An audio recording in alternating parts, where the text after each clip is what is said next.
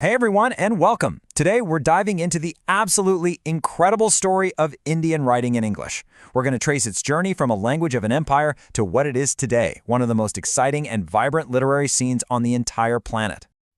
So here's the big question that's going to guide us. How on earth did this happen?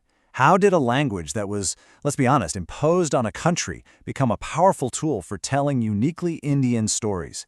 It's a wild journey, full of rebellion, breathtaking creativity, and constant reinvention. All right, let's kick things off by rewinding the clock. We're going way back to the 19th century. And you have to understand, back then, English wasn't about art or poetry. Not at all. It was a weapon. It was the chosen battlefield for some of the biggest debates about India's future.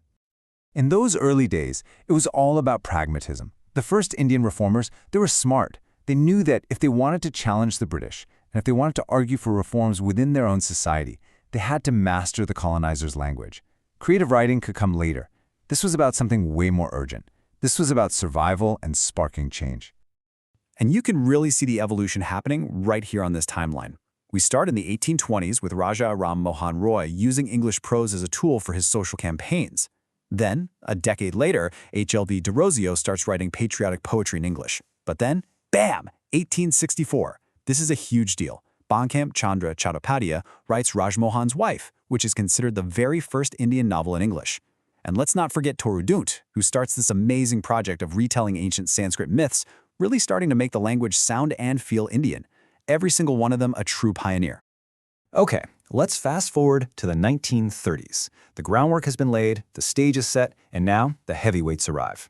We're talking about three writers who wouldn't just contribute to the Indian novel, they were about to define it for a whole generation.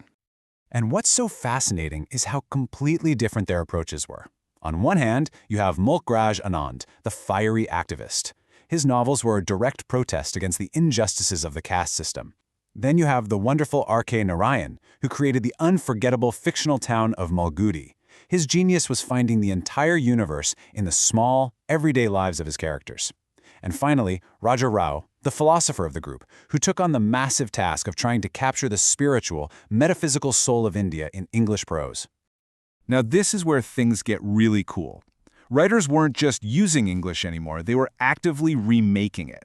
Raja Rao, for example, he wanted to make English sound Indian. He looked at the traditional oral storytelling style, the Stala Purana, and basically adapted it for the novel.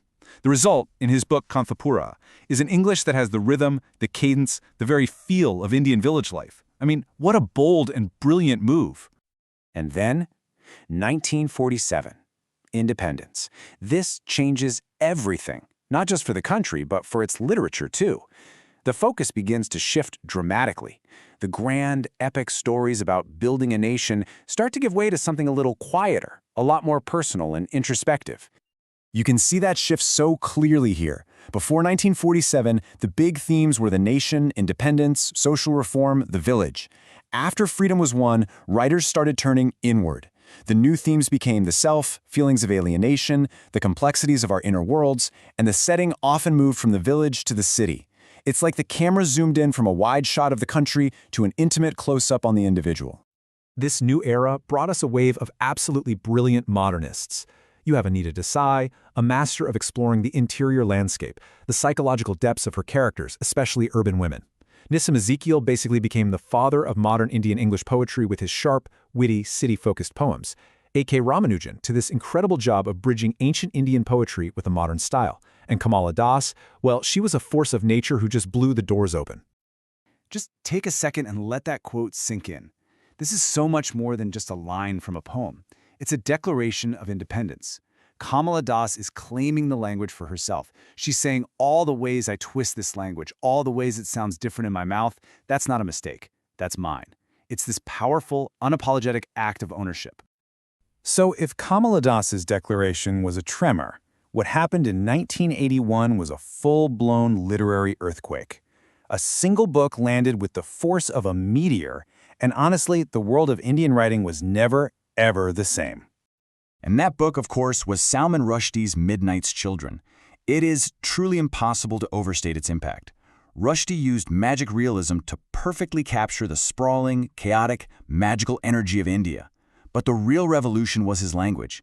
He didn't just bend English. He smashed it into a million pieces and reassembled it into something vibrant, new, and utterly his own. He actually gave it a name, chutnification. And it's the perfect word, right? Think of a great chutney. It's a mix of all kinds of flavors. That's what he did with the English language. He threw in Hindi, Urdu, street slang, and all kinds of local idioms until the language itself sounded as vibrant and multi-layered as India itself.